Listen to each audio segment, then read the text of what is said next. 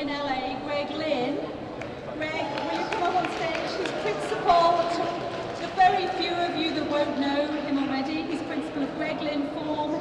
He's a professor of architecture at the University of Applied Arts in Vienna. He's a studio professor at UCLA School of the Arts and Architecture. And as I said, he's going to be heading up one of the 3 super studios where I understand the focus is going to be on robotics. Greg, hello, we're going to share a microphone, is that? So I guess just the opener question before we get on to your expertise is, there's a big emphasis tonight on technology. Technology's been the answer. We've just come off of this remarkable week in terms of civil rights. We've had the Supremes handing down these decisions, one of which is seemingly restrictive on voting rights, but has expanded gay rights. And those could be massive social shifts. To what extent do you think the future is going to be about sociological, cultural shifts? To what extent is technology going to be constantly the answer? Well, one of the missions for architecture and for this particular program at Ideas is really to look at what's going on in other fields with technology. Not so much develop it, not so much fetishize it, but just think about how architecture can respond to it. So if your car is driving itself, what do you start to expect from your office? Or what do you start to expect from any building? And I think, not to speak for Frank and Tom, but I think all 3 of us are really looking to the technology and saying, what's the architectural response? How is it already architectural? And what can we do with it? I think we've been very lucky to be with Bot and Dolly, who's our technology partner, who gives us a very seamless interface to program these robots and play. And I really think what we're going to do out here is experiment with the spatial implications of these things. And we have a naughty little robot over there, a kind of proby little thing that was dancing early. There it goes. See how naughty it is? Anyway, this is Bot and Dolly, is that correct? This is one of the smaller ones. They're really fantastic. There's some bigger ones over there. When Liza gets going with the music, you'll see those robots, they'll seem to be dancing. They're almost anthropomorphized. Greg, tell us a bit more about these Bot and Dolly robots. Sure. Well, Bot and Dolly they're a technology company, but what they've really done is made the movement of industrial robots very accessible. Anybody that knows how to work with a software program like Maya or Rhino now has access to these things.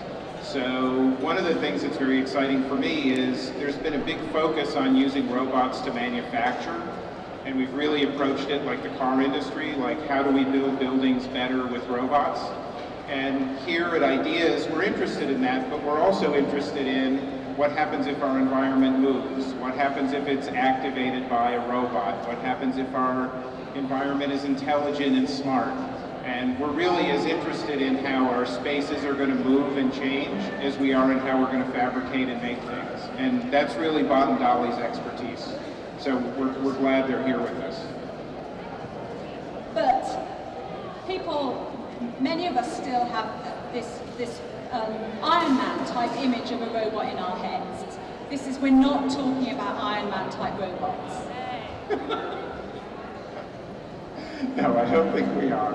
I think what I'm looking forward to is we really don't know exactly where it'll go. About 15 years ago, UCLA was, I believe, the first school in the world to invest in large-scale CNC machines.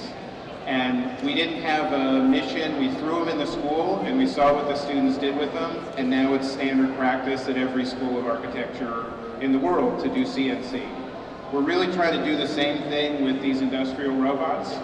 We've always needed the space, and thanks to Wayne Ratkovich and Ratkovich Company, we've got this great space, and now we're just going to work with these and see what you can do in an environment with a robot. And there's a connection to manufacturing. Do you anticipate doing some level of manufacturing here? Yes, I think Tom and Frank are both very interested in it. We really also see this 45 student, 3 professor group as a very fluid research thing. So yeah, we're going to look at how to move things, how to make things, how to manufacture. I think it's all open, and our partners are also very specialized in that. Partners like Toyota and Boeing and Disney, they're also real interested in manufacturing. And they're all companies in movement, the movement industry. Well, I think that more and more of our world is dynamic, and everything you heard David talking about in terms of interfaces and communication, we're expecting a kind of dynamism. And I believe that Boeing and Toyota, they're in the business of things that move. And Disney is also a company that's all about motion. And I really think that architecture needs to have a response to that. Now, you and Tom and Frank, you've all known each other for many years. You've worked together in different ways. Are you going to be able to have a kind of creative friction that is kind of an essential part of moving ideas forward? Yeah, I think all three of us have very different briefs that we're approaching the next year with, but really we're all looking forward to being in the same place with a group of young, interested people. And honestly, we're just stoked to be all together with enough room to play around and do things. We're going to be quite near to Marina del Rey, Greg. Will we be able to keep you off the yachts? No sailing allowed. No sailing allowed.